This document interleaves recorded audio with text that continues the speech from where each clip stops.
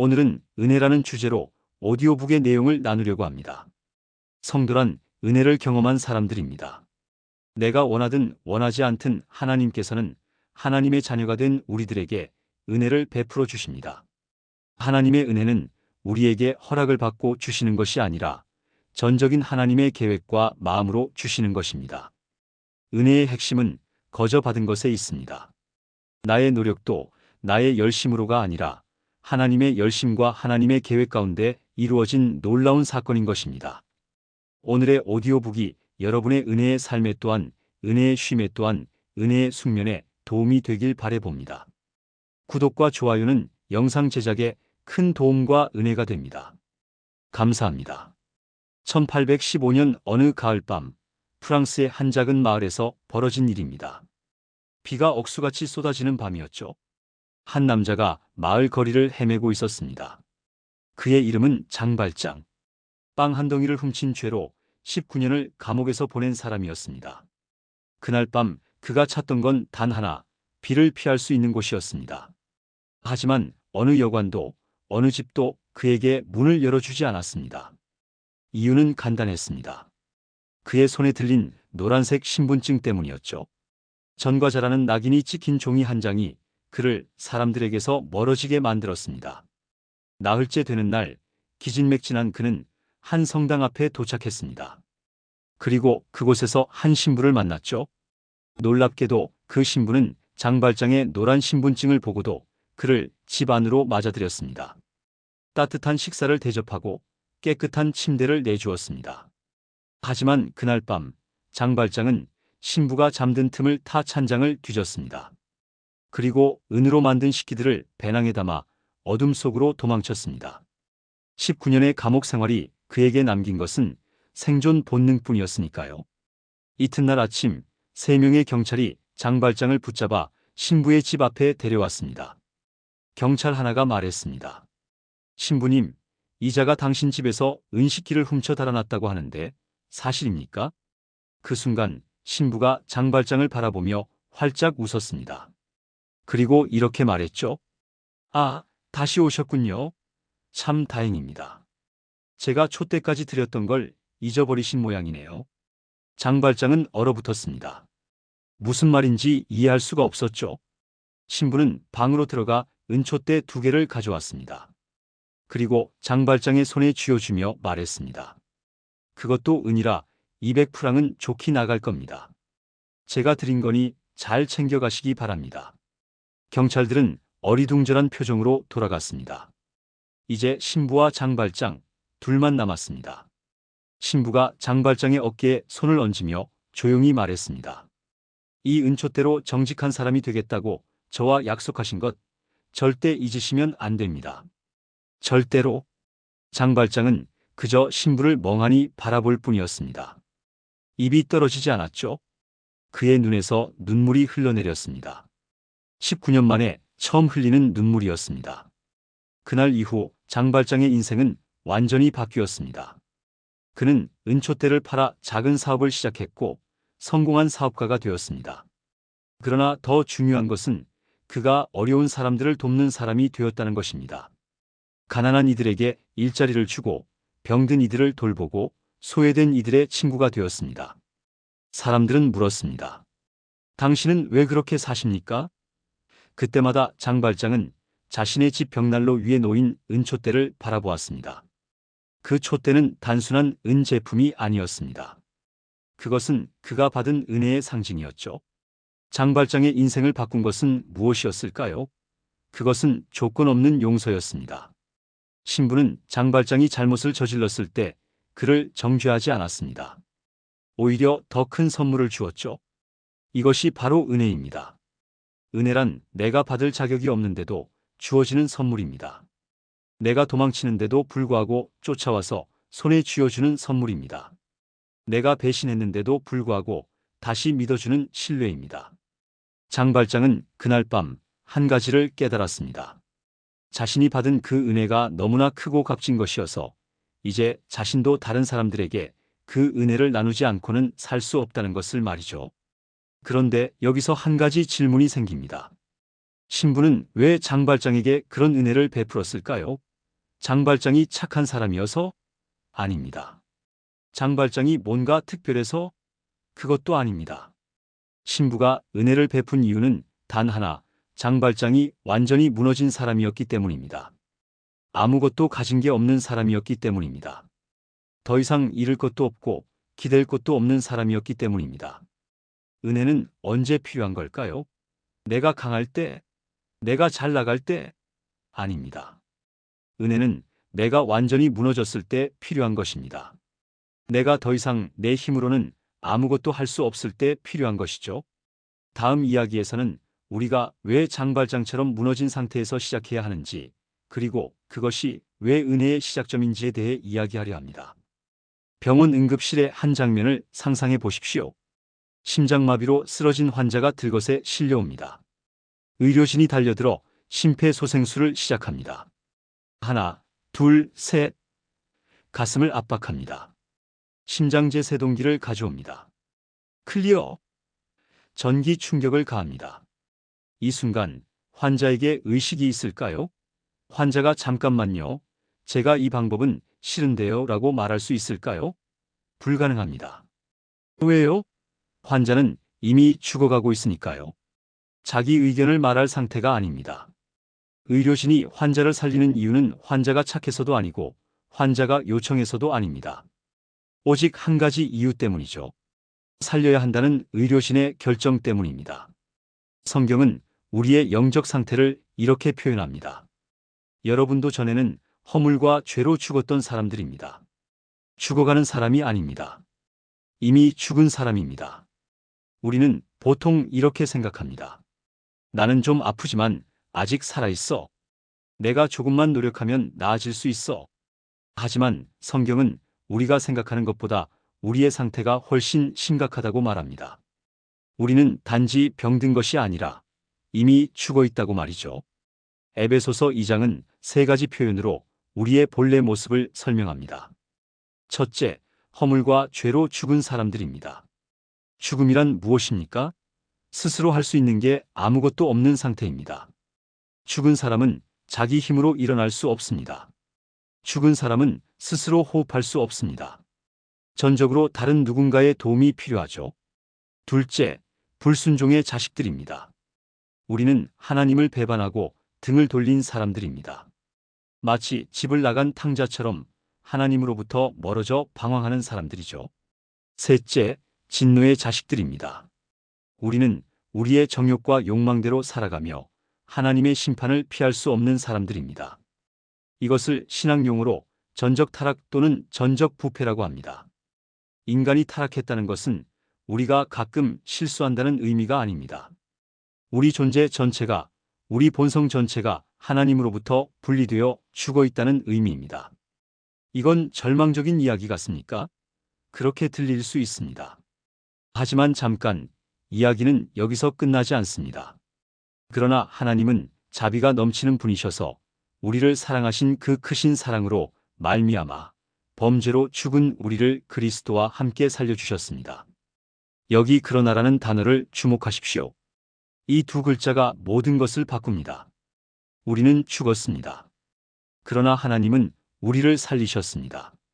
우리는 불순종의 자식이었습니다. 그러나 하나님은 우리를 사랑하셨습니다. 우리는 진노 아래 있었습니다. 그러나 하나님은 자비를 베푸셨습니다. 그런데 더 놀라운 것이 있습니다. 성경은 이것이 우리의 노력으로 된 것이 아니라고 분명히 말합니다. 여러분은 믿음을 통하여 은혜로 구원을 얻었습니다. 이것은 여러분에게서 난 것이 아니요 하나님의 선물입니다. 행위에서 난 것이 아닙니다. 그러므로 아무도 자랑할 수 없습니다. 이것을 다시 응급실 장면으로 돌아가 생각해 봅시다. 심폐소생술로 살아난 환자가 나중에 이렇게 말할까요? 제가 살아난 건 제 심장이 튼튼해서예요. 제가 의지가 강해서 살아났어요. 말이 안 되죠? 환자는 의식도 없었으니까요.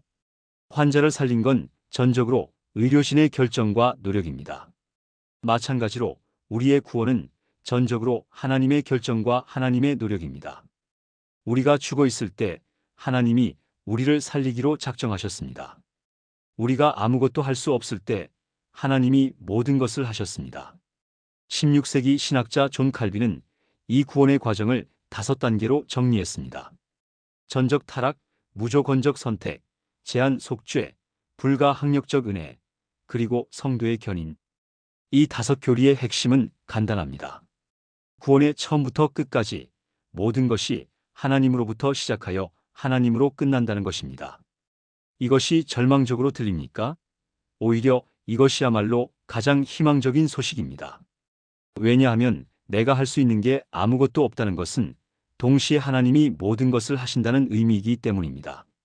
내가 착해서 구원받는 게 아닙니다. 그렇다면 내가 착하지 않을 때 구원을 잃어버리겠죠? 내가 열심히 해서 구원받는 게 아닙니다. 그렇다면 내가 지칠 때 구원을 놓치겠죠?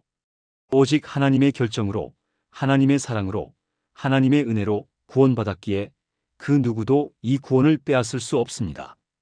장발장처럼 우리도 완전히 무너진 상태였습니다. 아무도 우리를 원하지 않았고 우리 스스로도 우리 자신을 구할 수 없었습니다. 그러나 하나님은 우리를 버리지 않으셨습니다. 우리가 죽어 있을 때 우리를 살리셨습니다. 그런데 여기서 한 가지 의문이 생깁니다. 하나님은 어떻게 죽은 우리를 살리셨을까요? 그 방법은 무엇이었을까요? 다음 이야기에서는 우리가 어떻게 살아났는지, 그리고 그것이 우리에게 무엇을 의미하는지 이야기하려 합니다. 제가 몇 년 전 허리 수술을 받았을 때의 일입니다. 수술실에 들어가기 전 저는 긴장으로 온몸이 굳어 있었습니다. 간호사가 다가와 말했습니다. 괜찮으실 거예요? 곧 마취하실 거니까 아무것도 느끼지 못하실 겁니다. 마취과 의사가 제 팔에 주사를 놓았습니다. 하나, 둘, 셋. 10까지 세어보세요. 저는 세기 시작했습니다. 하나, 둘, 셋, 넷, 5까지도 세지 못했습니다. 제 의식은 거기서 끊겼습니다. 그 순간부터 저는 완전히 무력한 상태가 되었습니다. 제 의지로 할 수 있는 게 아무것도 없었죠. 깨어나고 싶어도 깨어날 수 없었습니다. 움직이고 싶어도 움직일 수 없었습니다. 심지어 숨조차 인공호흡기의 도움을 받아야 했습니다. 그 몇 시간 동안 저는 철저하게 의료진에게 의존할 수밖에 없었습니다. 제 생명이 전적으로 그들의 손에 달려 있었죠. 그런데 신기한 것은 바로 그 무력한 상태에서 제 허리의 문제가 고쳐졌다는 것입니다. 제가 깨어 있었다면, 제가 의식이 있었다면 그 수술은 불가능했을 겁니다. 고통을 견딜 수 없었을 테니까요. 제가 완전히 죽은 것처럼 잠들었기에 의사는 제 몸을 열고 문제를 해결할 수 있었습니다. 제가 완전히 무력했기에 저는 새로운 사람처럼 일어날 수 있었습니다. 본문 마이너스 약 2200자. 에베소서 2장 5절은 이렇게 말합니다. 범죄로 죽은 우리를 그리스도와 함께 살려주셨습니다. 여기서 주목할 단어가 2개 있습니다. 죽음과 함께입니다. 첫째, 죽음입니다. 죽음이란 내가 아무것도 할 수 없는 상태입니다. 나의 의지, 나의 힘, 나의 노력이 전혀 작동하지 않는 상태죠. 마치 수술대 위에 제가 마취되어 있었던 것처럼 말입니다. 그런데 하나님은 왜 우리가 죽어야 한다고 말씀하실까요? 우리를 무력하게 만들려고, 우리를 좌절시키려고? 아닙니다. 죽음이 없으면 새로운 생명도 없기 때문입니다. 씨앗이 땅에 떨어져 죽지 않으면 싹을 틔울 수 없습니다. 애벌레가 번데기가 되어 완전히 형체가 무너지지 않으면 나비가 될 수 없습니다. 예수님 당시 사람들은 예수님이 초자연적인 능력으로 세상을 구원하실 거라 기대했습니다. 로마 군대를 무찌르고 정의로운 왕국을 세우실 거라 믿었죠. 예수님은 분명 그런 능력이 있으셨습니다. 물을 포도주로 만드시고 죽은 사람을 살리시고 폭풍을 잠잠케 하신 분이니까요. 그러나 예수님이 세상을 구원하기 위해 선택하신 방법은 무엇이었습니까? 능력의 과시가 아니었습니다. 승리의 행진이 아니었습니다. 십자가 위의 죽음이었습니다. 가장 강력한 분이 가장 연약한 방법을 선택하신 겁니다. 왜일까요? 죽음 없이는 부활이 없기 때문입니다. 죽음 없이는 새로운 창조가 없기 때문입니다. 둘째, 함께입니다. 성경은 하나님이 우리를 단순히 살리신 게 아니라 그리스도와 함께 살리셨다고 말합니다. 이것은 놀라운 표현입니다.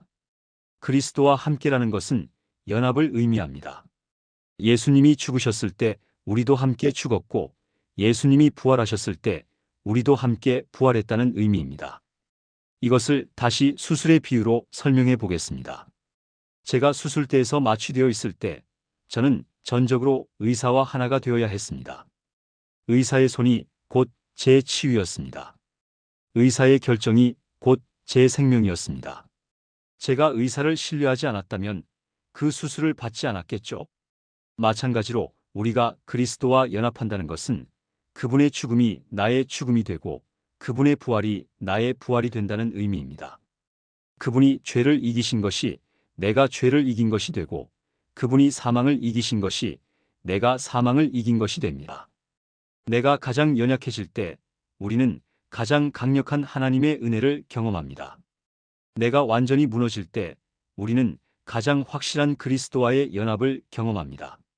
사도 바울은 이렇게 고백했습니다. 내가 날마다 죽노라. 이것은 절망의 고백이 아닙니다. 오히려 은혜의 비밀을 발견한 사람의 고백입니다. 내가 날마다 죽을수록 그리스도와 더 깊이 연합할 수 있다는 것을 알았기 때문입니다. 저는 수술에서 깨어났을 때 놀라운 경험을 했습니다. 몇 년 동안 저를 괴롭히던 통증이 사라져 있었습니다. 제가 아무것도 하지 않았는데, 아니, 제가 아무것도 할 수 없었기에 치유가 일어난 겁니다. 은혜도 마찬가지입니다. 은혜는 내가 강할 때가 아니라 약할 때 역사합니다. 은혜는 내가 할 수 있을 때가 아니라 할 수 없을 때 나타납니다. 은혜는 내가 살아있을 때가 아니라 죽었을 때 생명을 가져옵니다. 그리스도와의 연합, 이것이 은혜의 핵심입니다. 내가 나로 사는 게 아니라 그리스도가 내 안에서 사시는 것입니다. 내가 내 힘으로 사는 게 아니라 그리스도의 생명이 나를 통해 흐르는 것입니다. 장발장이 신부로부터 은촛대를 받았을 때 그것은 단순한 물건이 아니었습니다. 그것은 새로운 생명의 시작이었습니다. 마찬가지로 우리가 그리스도와 연합할 때 그것은 단순한 종교적 경험이 아닙니다. 그것은 완전히 새로운 존재로의 변화입니다. 그렇다면 이제 질문이 남습니다. 이 놀라운 은혜를 경험한 우리는 어떻게 살아야 할까요? 날마다 죽는다는 것은 실제로 무엇을 의미할까요? 마지막 이야기에서 우리는 은혜 안에서 사는 삶의 구체적인 모습을 살펴보려 합니다. 서기 64년 로마에 큰 화재가 일어났습니다. 도시의 절반이 불타버렸죠. 황제 네로는 이 책임을 그리스도인들에게 뒤집어 씌웠습니다. 그리고 끔찍한 박해가 시작되었습니다. 역사가 타키투스의 기록에 따르면 그리스도인들은 짐승 가죽을 뒤집어 쓴 채 개들에게 찢겨 죽었습니다. 어떤 이들은 십자가에 못 박혔고 어떤 이들은 밤에 정원의 횃불로 사용되기 위해 산채로 불태워졌습니다. 가장 충격적인 기록 중 하나는 한 로마 원로원 의원의 살해 사건입니다. 세쿤두스라는 귀족이 자신의 노예에게 살해당하자 로마 법에 따라 그의 집에 있던 노예 400명 전부가 처형되었습니다. 살인자가 누구인지 알아내기 위한 것도 아니었습니다. 그냥 본보기를 보이기 위해서였죠. 이런 시대에 에베소서가 쓰였습니다. 살생과 폭력이 일상인 시대, 생존이 최우선 가치인 시대에 바울은 이렇게 편지했습니다. 날마다 죽으라고. 이게 말이 됩니까? 살아남기도 힘든 시대에 스스로 죽으라고. 그런데 바울은 그것이야말로 가장 강력한 삶의 방식이라고 말합니다. 날마다 죽는다는 것은 무엇을 의미할까요? 첫째, 세상의 가치에 대한 죽음입니다. 우리가 사는 시대는 나눔보다는 소유를, 공동체보다는 개인을, 연합보다는 경쟁을 강조합니다. 내가 더 많이 가져야 행복해. 내가 1등해야 인정받아. 내가 성공해야 가치 있어라고 세상은 속삭입니다. 그러나 하나님, 나라의 가치는 정반대입니다. 소유보다는 나눔을, 개인보다는 공동체를, 경쟁보다는 섬김을 추구합니다. 예수님은 말씀하셨죠. 첫째가 되려거든 모든 사람의 종이 되라고.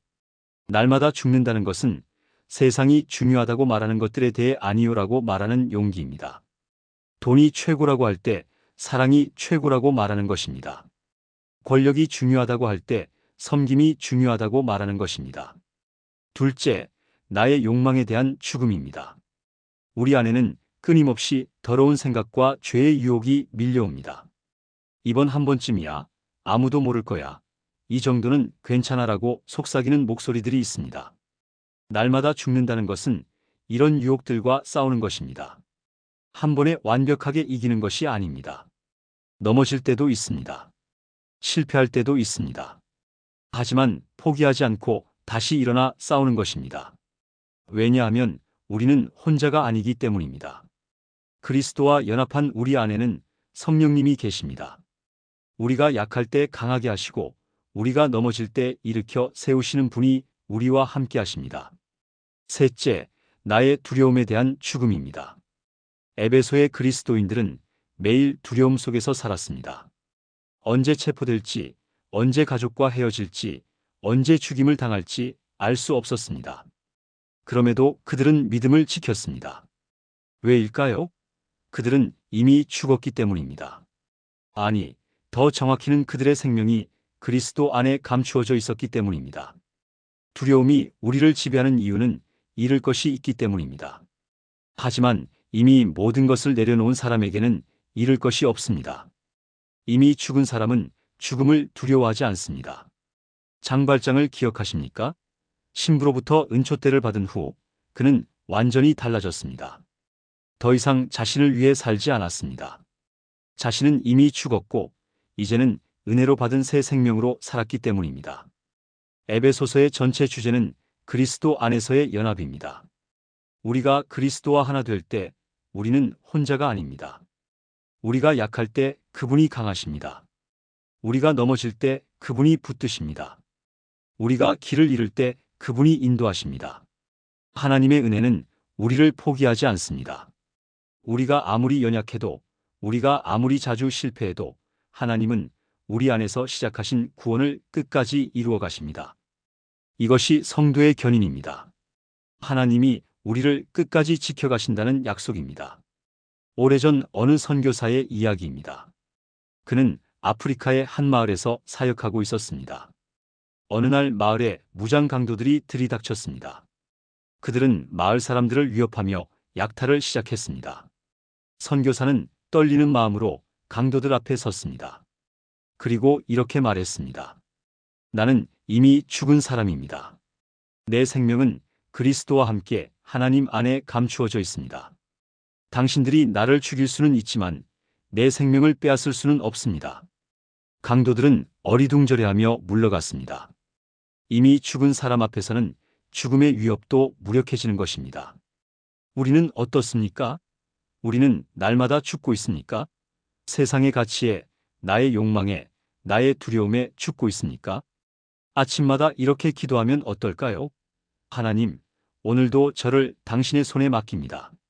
제 안에 있는 그리스도께서 원치 않으시는 모든 것에 죽게 하소서. 그리스도와의 진정한 연합을 통해 오늘도 당신의 은혜로 살게 하소서. 은혜란 무엇입니까? 내가 받을 자격이 없는데도 주어지는 선물입니다. 장발장처럼 우리도 은총대를 받았습니다. 우리는 이미 죽었습니다. 아니, 죽어야 합니다. 그래야 그리스도와 함께 살 수 있기 때문입니다. 성도의 인생은 죽음 없이는 은혜가 무엇인지 알 수 없습니다. 그리스도와의 연합 없이는 진정한 은혜를 경험할 수 없습니다. 네로의 박해 시대에 살았던 에베소의 그리스도인들처럼 우리도 쉽지 않은 시대를 살고 있습니다. 세상은 여전히 다른 가치를 외치고 우리 안의 욕망은 여전히 속삭이며 두려움은 여전히 우리를 흔듭니다. 하지만 우리에게는 은총대가 있습니다. 우리는 은혜를 경험했습니다. 우리는 이미 죽었고 우리의 생명은 그리스도와 함께 하나님 안에 감추어져 있습니다. 이제 우리는 날마다 죽으며 살아갑니다. 역설적으로 들리지만 이것이 가장 강력한 삶의 방식입니다. 날마다 죽을 때 우리는 날마다 새롭게 살아납니다. 날마다 내려놓을 때 우리는 날마다 더 많이 채워집니다. 날마다 그리스도와 연합할 때 우리는 날마다 하나님의 은혜를 경험합니다. 이것이 은혜 안에서 사는 삶입니다. 이것이 우리가 꿈꾸는 하나님 나라입니다.